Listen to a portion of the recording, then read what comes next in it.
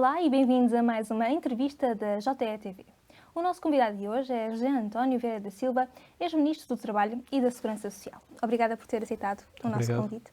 Começamos pelo tema das pensões. Ainda há pouco o Primeiro-Ministro anunciou um aumento intercalar das pensões, de certa forma para compensar e garantir que em 2024 haverá uma base de atualizações que resulte da fórmula legal. Como é que vê este aumento intercalar? Vejo de uma forma positiva, principalmente porque ele é reflexo de um comportamento da economia e das finanças do Estado, da economia portuguesa e das finanças do Estado, que permite essa concretização. Quando houve, em 22, um apoio, uma antecipação de uma parte do aumento das reformas, feita em setembro, outubro, bem. Muita gente disse que isso significaria, e profetizaram, significaria que em 24 o aumento não corresponderia àquele que a lei previa, porque havendo esse apoio prévio, depois, quando houve o aumento, ele não foi tão grande quanto seria se não houvesse esse. Ou seja, o aumento de 23, o ano que estamos a viver, foi feito uma parte em 22, outra parte em 23. E isso colocou o valor das pensões. As pessoas em 23 tiveram o aumento que a lei definia, mas tiveram em duas fases. E, portanto, ficaria a base para 24, que podia correr o risco. Eu tive em vários debates na televisão em que muita gente dizia, bom, isto é um ataque às pensões, mas desvalorização das pensões. Eu sempre pensei que, bom, isso depende. E o Governo sempre o disse. Depende do que fizerem para 24. Certo. E o que o Governo agora fez foi antecipar agora um aumento que vai colocar as pensões no valor onde elas estariam se não houvesse aquele duplo pagamento 22-23. Portanto, ninguém vai ter prejuízo nos anos futuros. Mas não teria feito mais sentido em janeiro dar a atualização plena em vez de dar o suplemento e depois uma atualização limitada e agora um aumento intercalar? Aquela antecipação que foi feita foi uma antecipação justificada por duas razões, na minha opinião. Por um lado, porque as contas públicas o prometiam fazer, como se verificou depois com o déficit que tivemos em 22, e por outro lado, porque estava numa altura de crescimento intenso da inflação. E, portanto, havia uma razão para antecipar rendimentos dos pensionistas e havia condições para o fazer. Se tivesse feito em 24, no início de 23, um aumento, esquecendo aquilo que já tinha sido feito, acho eu que seria um pouco imprudente. Do ponto de vista da sustentabilidade da Segurança Social? Não, eu não creio que a sustentabilidade seja afetada por esses significativamente. Poderia ser sempre afetada. Eu, pessoalmente, creio mais que as contas poderiam não ficar tão sólidas como acabaram por ficar. Hoje, conhecendo o passado recente e a realidade atual, em que as contribuições para a Segurança Social continuam a crescer a um ritmo elevado, já é possível transformar aquilo que foi uma antecipação verdadeiramente num apoio extra. Certo. Agora as pessoas, além do aumento que têm, normalmente vão ter, suponho que a partir de julho, vão ter um aumento que agora funciona como um suplemento, de facto, uma melhoria das condições dos pensionistas. Mas este aumento intercalar, então, funciona quase como uma correção, que era já previsível, tendo em conta que em 24 mantendo-se a vontade de... Grande parte dos observadores diziam que não ia acontecer. Portanto, previsível era para uma pequena parte dos comentadores.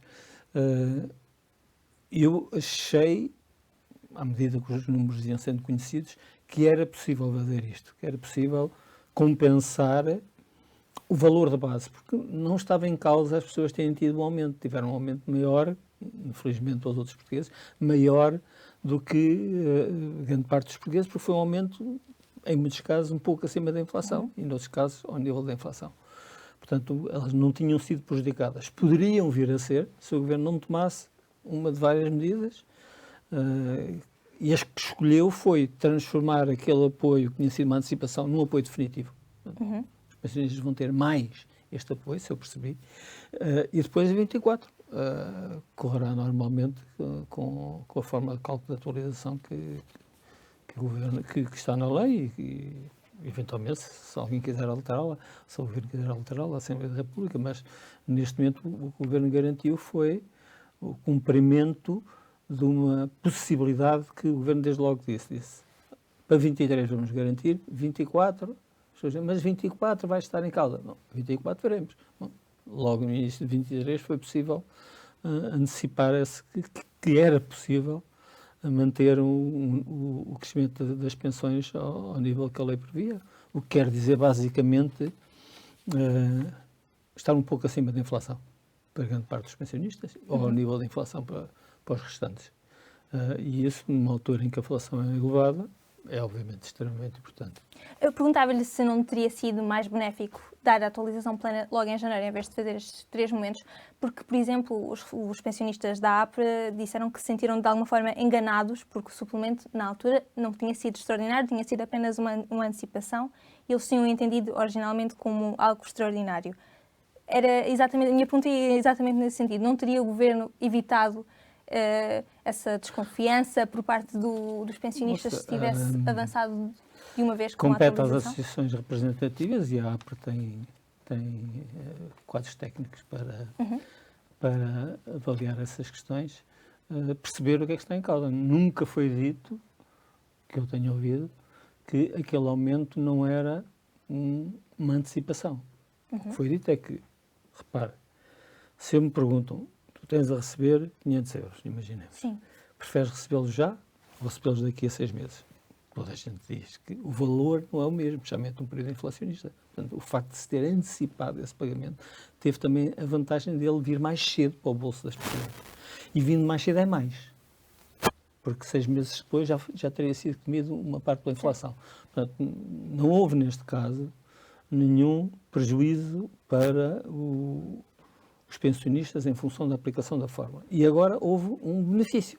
Porque agora, além da fórmula, vão ter, aparentemente, eu não vi com muita atenção as declarações do Primeiro-Ministro, mas vão ter, de facto, aquilo que já é um suplemento, que é significativo, ainda por cima porque é generalizado, se eu percebi. Sobre essa questão da fórmula, em abril do ano passado, disse-nos em entrevista também a nós que a fórmula das pensões é um fator de estabilidade e defendeu na altura que seria talvez a altura de a utilizarmos de forma eficaz.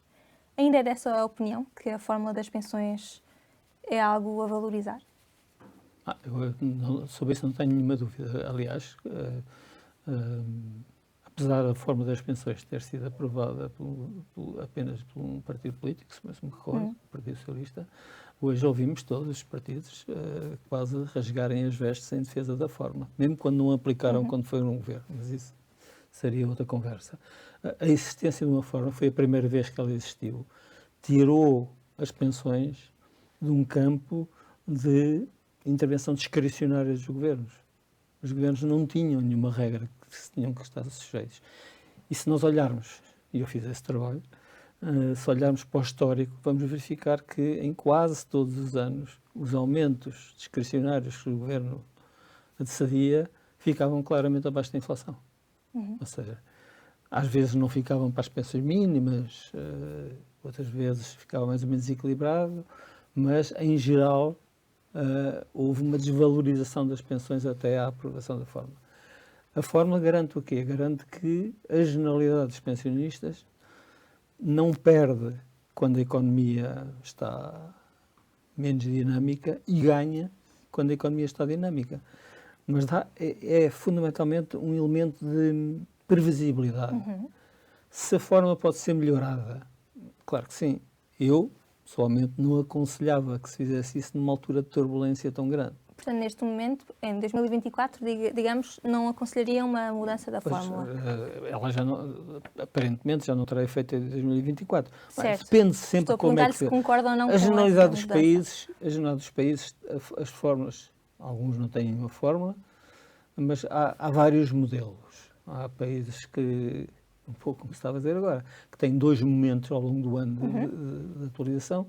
Há países que não conta só a inflação, mas também conta a evolução dos salários. há outros que contra a inflação e o PIB, portanto, há muitos modelos variados. Nós optámos, estamos a caminhar de 20 anos, optámos por um modelo composto de inflação e produto interno, e crescimento económico.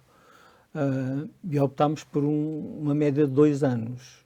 Bom, estas oscilações todas que temos tido, com quedas, realmente, por causa da pandemia, com quedas muito drásticas do produto e recuperações muito intensas, talvez aconselhassem que se considerasse um período mais longo, que não prejudicava as pessoas, mas permitia alisar não ser variações tão bruscas.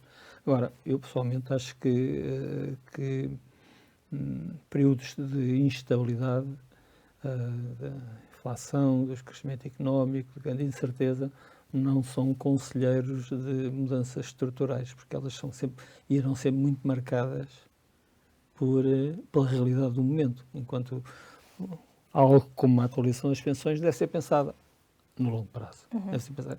Aquilo que é a pensão que uma pessoa tem direito por ter descontado não sei quantos anos, deve, no mínimo, manter o seu valor. Certo. O Estado deve garantir isso. E, em condições favoráveis, deve também beneficiar dos ganhos que a economia tenha. Era isso que aquela forma permitia, ainda que fosse muito sensível às variações, porque os maiores crescimentos são quando há um crescimento acima de 3% do produto interno bruto numa média de 2 anos. Isso é uma situação muito rara. Mas, numa altura destas, em que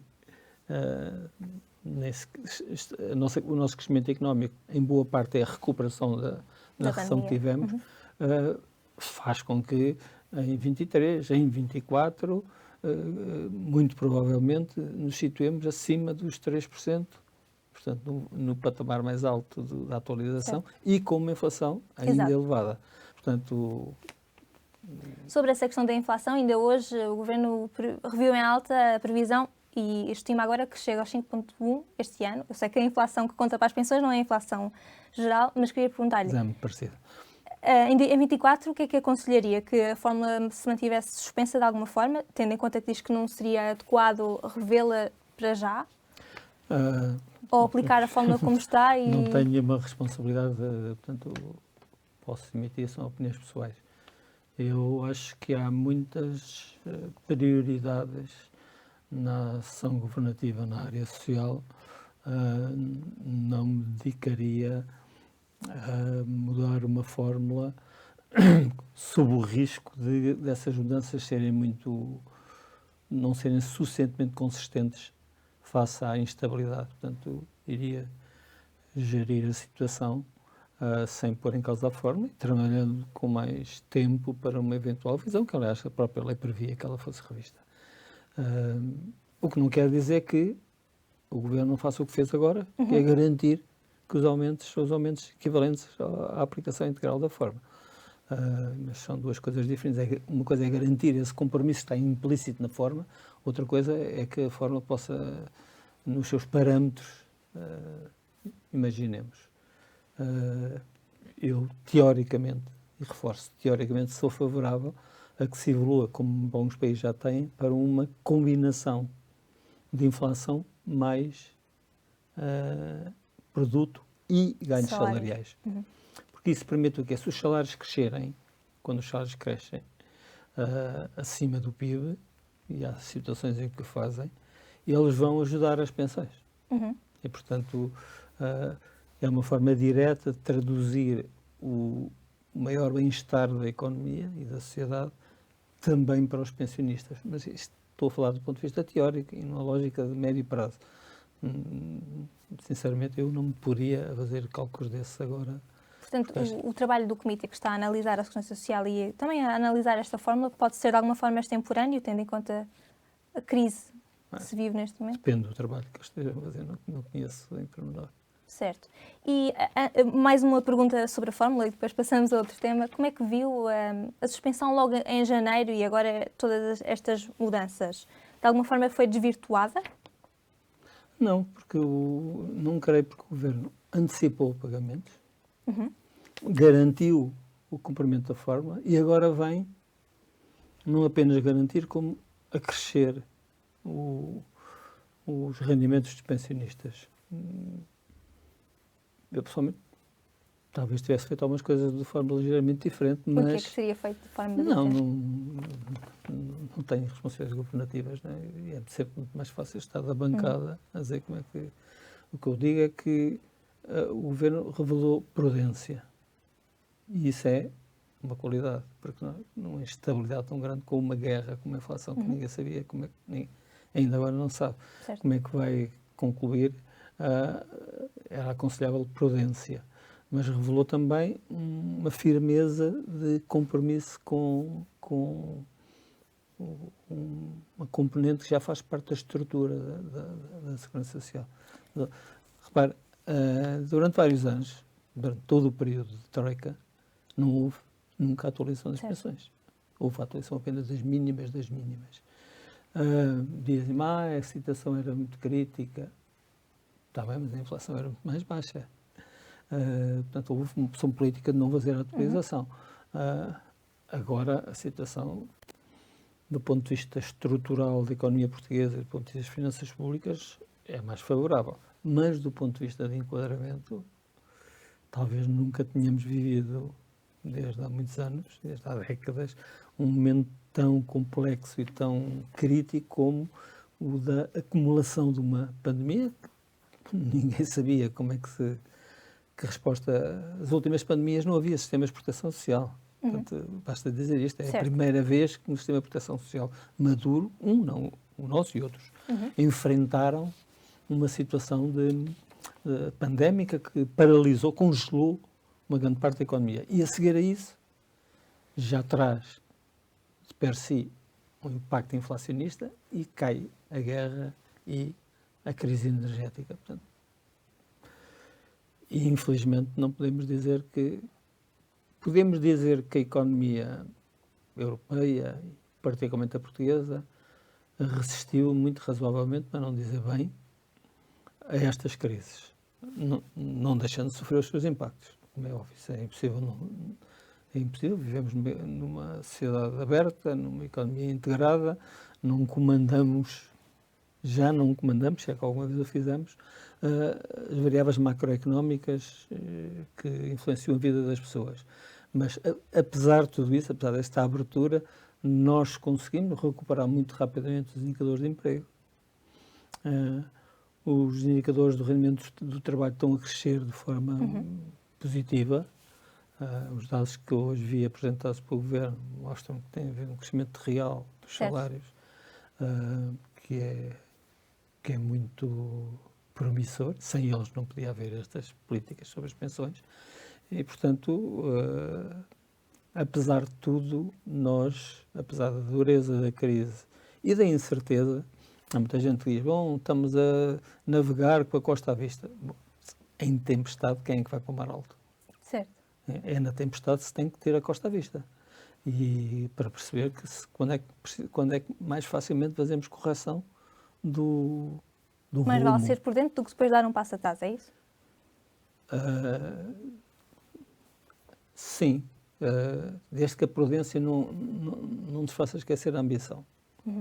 Ou seja, a combinação da prudência com a ambição, ou seja, eu tenho atenção aos riscos, tenho atenção aos perigos e antecipo novos riscos no meu cálculo, no meu raciocínio, no meu modelo, mas não perca a ambição, por exemplo, de manter os rendimentos das pensões a todos os pensionistas, ou à generalidade dos pensionistas. Portanto, 23 já está mais ou menos fechado, mas sobre 24, aplicar a fórmula plenamente, mesmo que em vários momentos, como aconteceu agora, acha que poderia pôr em causa a sustentabilidade da Segurança Social? Não creio. Isso só poderia acontecer se esses aumentos derivados de uma alta inflação e de um crescimento económico que tem uma dimensão muito conjuntural, só poderia acontecer se do lado da receita tivéssemos com uma crise. Ou seja, se do lado dos rendimentos da Segurança Social tivéssemos uma situação de crise. Se houvesse um aumento do desemprego, por exemplo. Por exemplo. ou uma quebra brutal dos salários reais, ou dos salários nominais mesmo. Se isso acontecesse, então teríamos que pensar se seria prudente manter crescimentos ao nível da inflação. Mas não é isso que está a acontecer. O ano passado as contribuições para a Segurança Social cresceram claramente acima dos 10%. O início deste ano, que é sempre um período crítico, mantém esse tipo de crescimento e, portanto, creio que foi por isso que o Governo decidiu tomar estas medidas que são vantajosas para as famílias, que dão mais segurança às famílias, que precisam ser explicadas e precisam ser percebidas. Estas medidas não são daquelas em que é fácil construir um slogan. O Governo está-nos a cortar as pensões. Foi o que se disse. Agora verificamos que não fez isso. Portanto, é preciso ter um bocadinho mais de... A prudência de quem governa também deve ser a mesma que quem faz a oposição. Sobre o aumento intercalar, o Governo faz esta medida numa altura em que, por exemplo, o BCE e a Comissão Europeia já avisam que é preciso ir retirando as medidas extraordinárias para não se arrastarem ao longo do tempo. Como é que se conjuga estas decisões do Governo com as recomendações de Bruxelas? De uma forma muito simples. Mantendo contas equilibradas. Mas não estamos a contrariar o que Bruxelas recomenda? Ouça, Bruxelas recomenda... As recomendações são recomendações, não são ordens. Nós não somos discípulos podemos ser, mas não somos dependentes a esse nível de orientações que são recomendações. Agora, essas recomendações têm a ver com o quê? Têm a ver com duas coisas.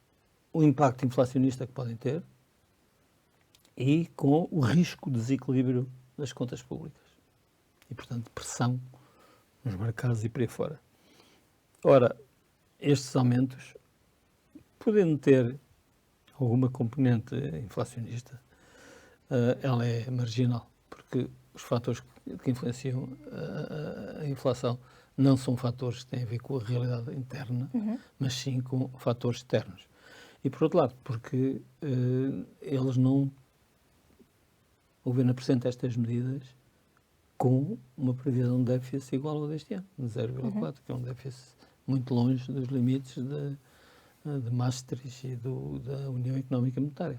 Portanto, é assim que nós podemos ter a nossa interpretação, como todos os países têm, do que são as recomendações. Países que têm déficit acima de 3%, e alguns, estão a ter políticas aqui ou acolá, por exemplo, no aumento do salário mínimo, que também não estão em linha com as recomendações da Comissão Europeia. Mas terão a ver com a compreensão do clima social, a compreensão do impacto macroeconómico também. Retirar as medidas de apoio à economia e às famílias significa desacelerar a economia. É inevitável. Se nós retiramos rendimento, há menos procura, havendo menos procura, isso tem efeito na economia. Portanto, essas recomendações têm que ser sempre lidas com muito equilíbrio e com uma posição não fundamentalista, ou seja, não pensar que todos os cortes são bons para a recuperação das contas públicas ou de taxas de juros, nem todos os apoios são possíveis face à conjuntura que vivemos. Talvez não seja muito excitante, mas o equilíbrio, a moderação nas opções que tomamos é uma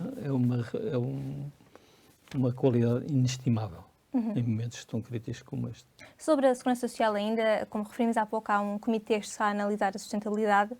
Queria perguntar-lhe se acha que essa reformulação ou revisão da sustentabilidade pode passar por uma revisão das regras das reformas antecipadas. Penso que em 2018, ainda era Ministra do Trabalho e da Segurança Social, que esta questão foi colocada, mas depois não se avançou com novos limites. Mas não ao grau que se tinha falado inicialmente. Não sei. Eu não estou a ver, claro que se podem sempre fazer alterações. Não estou a ver que haja uma margem muito grande para... Repare, citando de cabeça, já não tenho estes dossiês nas mãos, nem regresso lá frequentemente, com toda a certeza, mas nós criámos o regime das muito longas carreiras contributivas, e esse é um regime muito poderoso, que abrangeu muitos milhares de pessoas. Criámos o regime da idade pessoal de reforma, também abrange grande parte dos pensionistas, e tudo isso são formas antecipadas. São a possibilidade da pessoa, por causa de ter tido uma carreira contributiva longa, sair mais cedo do que sairia se não a tivesse. Portanto, é a definição de uma reforma antecipada sem nenhuma penalização, ou com penalizações adequadas, mas sem fator de sustentabilidade por aí fora. Depois, o que se manteve foi uma penalização forte para aqueles que saíam sem as condições que foram fixadas para poder-se ter reformas antecipadas. Não estou a ver. Claro que é sempre possível fazer ajustamentos para melhor. Eu acho que reformar... Mas tornar mais difícil o acesso a essas reformas não ajudaria a Segurança Social a ser mais sustentável? Bom, nós já temos um regime muito exigente de acesso à reforma antecipada. Temos que dizer com clareza. Fomos muito longe nas muito longas carreiras contributivas. Fomos muito ponderados na criação de idade pessoal de reforma, mas não temos um regime muito liberal no acesso às... Repare, hoje em dia as pessoas que se antecipam a sua reforma sem as condições para isso têm uma penalização de tal ordem que põe em causa o seu próprio futuro e nem sequer prejudicam a sustentabilidade da segurança social. Porque que leva a um corte. Que leva a um corte. Portanto, é claro que se pode fazer sempre melhorias. Eu acho que nunca há uma mudança que seja definitiva em matéria social. E acredito muito mais nas reformas progressivas do que em grandes reformas que normalmente ficam só no papel, ou são grandes reformas para fazer para daqui a 30 anos ou 40, que já se fez em Portugal, mas não é isso que o país precisa. Precisa de uma gestão reformista. E se exigir correções aqui ou lá, muito bem. Falemos dos salários. Queria perguntar-lhe, antes de mais, que importância e relevância é que atribui ao acordo de rendimentos que foi assinado em concertação social? A grande importância é ter existido um acordo, logo, primeiro. Porque, pessoalmente, eu acho que é sempre mais fácil produzir mudanças positivas se elas tiverem o maior nível de consenso possível. Não é obrigatório. Quem manda em Portugal, do ponto de vista legislativo, são os órgãos que são escolhidos para tal. A Assembleia da República, o Governo, o papel do Presidente e por aí fora. Agora, a concertação social tem um espaço em que tem capacidade de criar normas vinculativas, é a negociação coletiva, portanto, aquilo que é acordado entre os parceiros. O Governo não pode mexer, a não ser que seja inconstitucional. Mas depois, do ponto de vista global, os acordos servem para cimentar, para reforçar, para dar mais credibilidade àquilo que depois os órgãos legítimos têm que aprovar. E, portanto, a existência desse acordo, principalmente por ser um acordo plurianual, esses são os mais difíceis de fazer no nosso país. Nós vivemos excessivamente com a ditadura da urgência e da emergência e da conjuntura.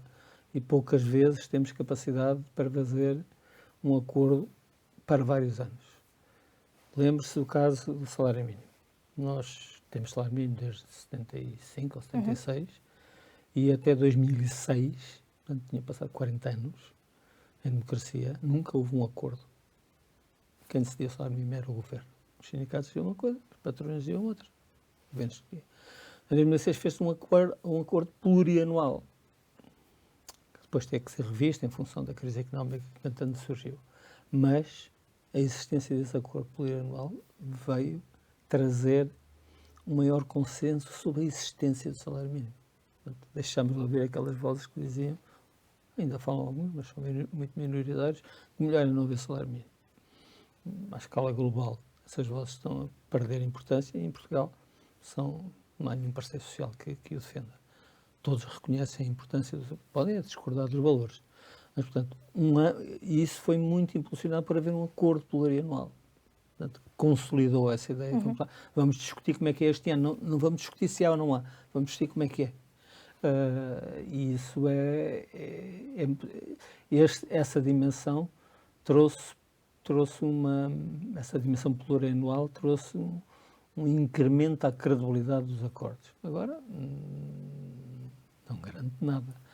Mas por exemplo, quando nós estamos a viver períodos de mudanças muito rápidas e mudanças tipo V, né, em que se cai muito depressa e sobe, ou tipo U, que sobe muito depressa e depois cai-se, ou V invertido, quando isso acontece, a vantagem de ter abordagens plurianuais é muito maior, porque ajuda a estabilizar.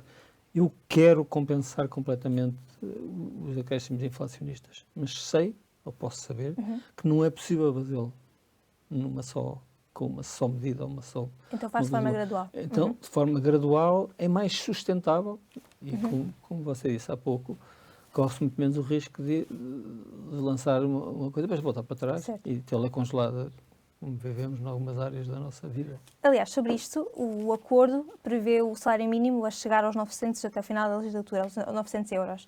Mas, entretanto, a inflação em 2022 foi superior àquela que se previa. Faria sentido essa meta dos 900 euros ser também revista? Ou, tendo em conta que os próximos anos ainda estão no futuro... Repare uma coisa, essa pergunta faz todo sentido, mas ninguém me fez a pergunta, a mim ou a qualquer outra pessoa, se quando a inflação era muito mais baixa do que se previa, não se devia corrigir em baixa o salário mínimo. Não se corrigiu. Havia crescimentos de 4 ou 5%, porque a inflação estava, às vezes, quase negativa. Portanto, nesse caso, o crescimento real foi maior do que se previa, da projeção que foi feita o compromisso que foi feito no programa do Governo. Portanto, vai depender da evolução da economia se nós devemos fazer alguma correção intercalar ao salário mínimo, intercalar em termos de período. Eu estou um pouco mais preocupado com o crescimento, agora que nós demos um impulso grande ao crescimento do salário mínimo, devemos continuar a dá-lo, até porque os outros países não pararam, mas nós oscila entre 20% e 22% das pessoas a viver com o salário mínimo no setor privado. É muito. E, portanto, é muito importante que haja E como é que fazemos daí essa fatia? O principal instrumento é a economia e o mercado de trabalho. Se o mercado de trabalho estiver dinâmico, os salários vão subir mais. Se as empresas tiverem dificuldades. Hoje em dia, os últimos dados que eu vi, quem sai de uma empresa para outra... Certo, tem um bónus salarial. Tem um bónus salarial acima dos 10%. Isso faz subir o salário médio. Portanto, essa é uma das principais, se não a principal medida para que os salários, que não haja essa concentração tão elevada em torno do salário mínimo. Mas nós fizemos, no anterior ciclo de crescimento do salário mínimo, fizemos uma monitorização trimestral do que estava a acontecer. E aquilo que os dados mostravam é que, quando havia atualização de salário, cresciam pessoas, mas ao longo do ano ia diminuindo. Não porque elas tivessem deixado de receber o salário mínimo, mas porque iam ter aumentos. E porque os outros salários subiam, os salários intermédios subiam e arrastavam uma parte das pessoas, e quando chegava ao fim do ano, e depois quando havia novo aumento, voltava-se ao mesmo valor do ano anterior, valor em percentagem. Portanto, há aqui muitas dinâmicas que têm a ver com o funcionamento do mercado de trabalho e o estímulo a um regular funcionamento do mercado de trabalho. Mas, é possível medidas, não é fácil, têm sido estudadas muitas, mas não é muito fácil fazer com que estes acordos de médio prazo tenham essa perspectiva. Orientam-se para o salário médio, com um crescimento sustentado do salário médio. Pode haver incentivos públicos. Fiscais, por exemplo? Por exemplo, fiscais, que é possível, teoricamente, não é muito fácil de concretizar, mas neste momento há um que está a funcionar e que eu tenho expectativa que corra bem, que é a redução do IRS para o chamado IRS jovem. Portanto, é uma forma de subir os salários de entrada no mercado de trabalho sem carregar muito o custo do trabalho.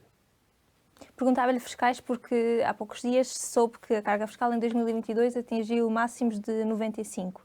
A oposição fala numa asfixia fiscal.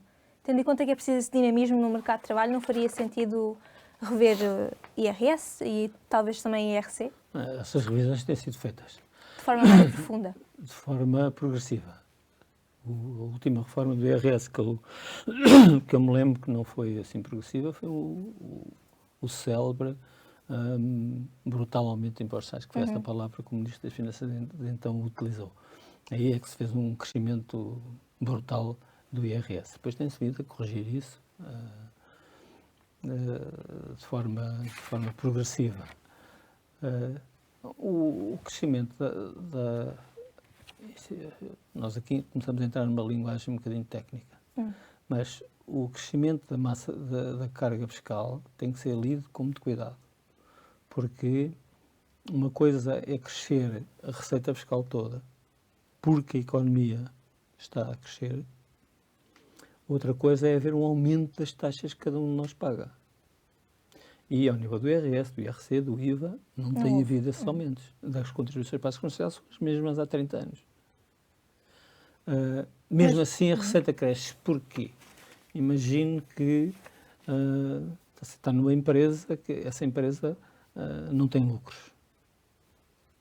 Não tem lucros, não paga impostos. 2 anos depois passa a ter lucros, passa a pagar impostos. Aumentou a carga fiscal? Não. Aumentou foi a capacidade de pagar impostos. E isso é verdade para muitas situações. Depois haverá aqui ou acolá algumas situações potencialmente perversas, que têm a ver quando a carga fiscal, quando a estrutura do IRS afeta negativamente aumentos salariais. Isso tem acontecido. Isso deve ser corrigido. Deve-se procurar os instrumentos que façam com que, quando há um aumento, as pessoas possam beneficiar dele e não seja apenas o Estado a beneficiar desse aumento através do Estado, que somos todos nós, as receitas. Mas perguntava-lhe se seria um momento para fazer uma baixa de IRS mais musculada, tendo em conta que a receita fiscal tem aumentado. Repare uma coisa. Eu acho que é possível. Eu acredito mais em baixas direcionadas, como aquela que tem a ver com os jovens. Com os jovens. Se nós pretendermos manter um bocado de trabalho de pessoas no final da sua vida ativa e elas têm alguma dificuldade, a hipótese de ter estímulos fiscais para que elas não abandonem precocemente o mercado de trabalho é um instrumento. Eu pessoalmente vejo mais vantagens, como no IRC, em vez de baixar as taxas, aumentar as isenções para quem investe, para quem cria valor, para quem cria emprego e por aí fora. Nós não podemos esquecer que uma grande parte da população trabalhadora não paga impostos sobre o rendimento. Porque o salário é baixo. Porque o salário... E porque se definiu um patamar abaixo do qual não se paga IRS. Portanto, a nossa estrutura, quando nós falamos, porque é que não baixamos Bom, nós, como país, e crescentemente ao longo dos anos, vamos retirando pessoas da carga fiscal dos impostos diretos. Não creio que o caminho talvez fosse mais equilibrado, ter uma taxa que evoluísse de forma mais harmónica e não passasse de 0 para 10 ou para 15. Mas isso não é muito fácil de fazer. Eu não sou perito em fiscalidade, sempre fiz várias perguntas a pessoas que percebem disso. Porque é que nós não temos uma taxa que varia de um valor mínimo a um valor máximo, mas em função do salário de cada um e não por intervalos, que muitas vezes introduzem injustiça. São mudanças que são difíceis de fazer. Agora, eu respondo-lhe que a folga fiscal que o Governo tenha deve ser dirigido para reforçar o investimento na qualidade dos serviços públicos e deve ser dirigido para apoiar o investimento modernizador. Nós precisamos, talvez como nunca, de investimento que vá direito aos fatores de crescimento da economia, que vá apoiar as empresas que estão a inovar, que estão a fazer a transição energética ou a transição digital. O país tem que apoiar esses agentes que criam condições para ser mais competitivos e para remunerar melhor os fatores. E, portanto, eu sou adepto. É claro que é muito mais simples aplicar o que alguns chamam flat rate, uma taxa igual para todos. Portanto, injusto. Muito mais simples. Eu aqui iria mais pela complexidade de reduzir a carga fiscal, ou melhor, orientar uma parte da receita fiscal, quer reduzindo, quer aplicando, de uma forma inteligente e de uma forma que seja produtiva para a economia. E não me venham dizer que isso é impossível. Porque quando nós estamos a favorecer que a generalidade das crianças possam ter acesso ao pré-escolar e todas as que precisem acesso ao child care, ao apoio à infância, quando estamos a aplicar recursos aí, estamos a potenciar. Nós hoje temos quase 50% dos jovens na universidade. E só o temos porque há 20 anos atrás houve quem decidisse tornar o ensino pré-escolar generalizado. Porque senão seria muito mais difícil que os percursos escolares conduzissem. Portanto, é essa escolha de objetivos. Repare, nós há não muitos anos tínhamos Portugal, de todos os países da OCDE, foi o segundo país que mais progrediu em número de pessoas no ensino superior. Mas os que não chegavam lá, no passado, muitos deles ainda são relativamente jovens. Ainda temos essa disparidade geracional. Mas os recursos que as famílias e o Estado investiram nessa progressão escolar têm um enorme impacto positivo. Há quem diga, mas os jovens agora, há muito mais licenciados no desemprego ou a trabalhar na caixa de um supermercado ou por aí fora. Isso aconteceu em todos os países. As políticas não funcionam como uma máquina de precisão, em que aquilo que aumenta na capacidade académica tem imediatamente retorno, um efeito direto na economia. E também não funciona no sentido contrário, porque a economia se expande, a capacidade de lhes fazer chegar recursos humanos qualificados não é imediata. Porque se nós temos uma necessidade, em 5 anos cresceu muito a necessidade de pessoas com licenciatura em engenharia, de engenheiros, provavelmente precisaremos de mais do que isso para que os jovens reorientem as suas opções e deixem cursos com menos empregabilidade e passam, como agora estão a fazer, a preferir a engenharia. Mas há aqui diferenciais de tempo e é para isso que os recursos públicos devem ser utilizados. Agora há pouco valorizava a questão do acordo na concertação, no caso dos rendimentos. Queria fazer-lhe uma pergunta rápida sobre a lei laboral. Nesse caso não foi possível fazer um acordo e os patrões agora insistem que há medidas inconstitucionais nas mexidas à lei laboral que vão entrar em vigor. O Governo poderia e deveria ter feito um esforço maior para chegar a esse acordo na concertação para que a lei laboral mudasse de forma mais consensual? Eu não sou capaz não tenho um instrumento para medir o esforço. Isso é como no futebol, se discute a intensidade das cargas que dão penalti ou não. Não sou capaz de medir isso. Agora, o que digo é que é mais vantajoso que alterações no mercado de trabalho e nos códigos que o regem sejam precedidas de entendimentos largados. Isso não tenho nenhuma dúvida. Acho que a capacidade de tornar perenes essas mudanças fica reduzida quando não é suportada por um acordo prévio. E eu, pessoalmente, acho que, por vezes, vale a pena ser menos ambicioso nas mudanças para garantir um acordo maior. Entendimento. Agora, também, por acaso estive a ver quais eram os pontos críticos da parte das entidades empregadoras, os representantes, relativamente ao pacote do trabalho digno. E acho que, não sendo constitucionalista, o risco de constitucionalidade de inconstitucionalidade está ali muito ampliado. E, em muitos casos, eles próprios dizem que pode não ser ou pode ser. Bom, teria gostado de ver as entidades empregadoras e os seus representantes porem em causa a constitucionalidade de muitas medidas que foram tomadas em períodos de retração económica e nem sempre isso aconteceu. Algumas vezes aconteceu, verdade seja dita, mas nem sempre isso aconteceu. Portanto, há também da parte desses agentes uma lógica de 2 pesos e 2 medidas. Agora, estão a defender os seus pontos de vista, não... Que a agenda do trabalho digno toca pontos de enorme importância, sem dúvida nenhuma.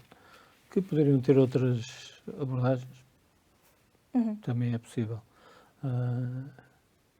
Agora, eu pessoalmente digo, gostaria mais de ver um acordo numa área tão importante como essa. Claro. Últimas perguntas. Enquanto ex-ministro socialista, antes de mais queria perguntar-lhe como é que vê a sucessão de casos polémicos neste governo e se esperava que um governo de maioria absoluta tivesse mais estabilidade e tranquilidade na governação. A sucessão de casos polémicos vejo mal. Gostaria que eles não acontecessem, se bem que também não podemos menorizar o papel que as oposições têm em ampliar casos que são casos e casos que não são casos. Mas obviamente que alguns erros foram cometidos que melhor seria que não tivessem sido cometidos. Acho que o país beneficiava, o governo beneficiava, a maioria beneficiava com isso. Agora, como foi muito visível hoje na apresentação do Sr. Ministro das Finanças, do Programa de Estabilidade, o essencial das opções que o governo tem tomado têm sido corretas. A tal conjugação de prudência com ambição tem produzido bons resultados. E em Portugal não se está a discutir tanto a taxa de desemprego, porque ela é baixa, nem o crescimento económico, porque ele recuperou com força, ainda que nos deixe todos sempre insatisfeitos, nem muitas das opções fundamentais da política económica. Estão-se a discutir outras questões que têm a sua importância, mas que não correspondem aos fundamentos do funcionamento da economia. Agora, seria muito vantajoso que se recuperasse aí também a estabilidade. Ou seja, que o governo se preocupasse com a estabilidade da economia, com a estabilidade das políticas públicas, mas também com a estabilidade do seu próprio funcionamento. Isso não tenho dúvida nenhuma. Certo, muito bem. Última pergunta então. Como é que vê o futuro do mercado de trabalho? Que expectativas é que tem para os próximos anos? Bom, essa não podia ser a última pergunta. Recentemente estive numa conferência da Ordem dos Revisores Oficiais de Contas, onde fiz uma intervenção sobre esse assunto. É uma instituição que se está a dedicar à reflexão. Isso é uma coisa muito positiva. Eu acho que nós estamos a viver uma mudança muito grande por via das transformações tecnológicas. A minha leitura do mundo e da história aponta para que, a minha e de muita gente, que o progresso tecnológico normalmente cria mais empregos que aqueles que destrói. Mas há aqui 2 problemas. É que, muitas vezes, a área, o território, o país onde se destrói os empregos e o país ou o território onde se criam os empregos não é o mesmo. Sim. Não é o mesmo. E isso gera e tem gerado alguns dos conflitos mais importantes das nossas últimas décadas, mesmo em termos políticos. E o outro problema é que aqui há fatores disruptivos que nunca aconteceram. Falo principalmente da inteligência artificial. Agora, a economia precisa... a ideia de que o trabalho vai desaparecer, que as empresas vão desaparecer, cada um vai trabalhar por si e que depois as máquinas fazem o resto, tem muito mais a ver, muitas vezes, com uma ambição de limitar as expectativas de cada um e, portanto, a sua capacidade reivindicativa, do que com uma previsão científica. Não creio nessas previsões. Desde a crise financeira, todo o emprego que foi criado na economia europeia e na portuguesa foi criado por emprego assalariado, em termos líquidos. Não quer dizer que não tivesse sido criado outros, mas em termos líquidos, o crescimento do emprego nas empresas foi o principal responsável pela recuperação dos níveis de emprego da Europa e em Portugal. Certo. Isso quer dizer alguma coisa, quer dizer que, mesmo com mudanças, com o teletrabalho, com alterações do tempo de trabalho e por aí fora, esta relação de trabalho por conta de outra, em trabalho dito subordinado, é uma relação que vai continuar a marcar as nossas economias, porque a nossa economia, mal ou bem, foi construída com o trabalho como um valor fundamental. Não apenas por questões filosóficas ou éticas, mas também por razões económicas, porque se não há trabalho, e trabalho com salários, onde é que está a procura? Certo. Se não houver procura, o que é que os robôs vão fazer? Vão fazer máquinas para vender a quem? A eles próprios?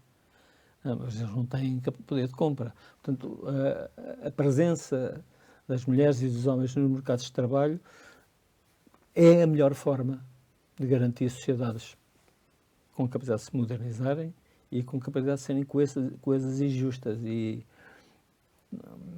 eu desconfio sempre das profecias de catástrofes no mercado de trabalho, ainda que, volto a dizer, estou um bocado perplexo porque não sou capaz de perceber as implicações da inteligência artificial. Até descarreguei uma das aplicações ditas e perguntei qual vai ser o impacto da inteligência artificial no mercado de trabalho. Perguntei à plataforma da inteligência artificial que está no mercado. E a resposta foi: a inteligência artificial não tem capacidade para fazer essa previsão. Portanto, não me ajudou. Portanto, fiquei um bocadinho desiludido. Mas que é, de facto, um risco, mas provavelmente não sei quanto próximo estamos desse risco de se transformar numa realidade social pesada. Muito bem. Muito obrigada por esta conversa. E obrigada a você por nos ter acompanhado. Acompanhe estes e outros temas em jornaleconómico.pt e na JETV. Até à próxima.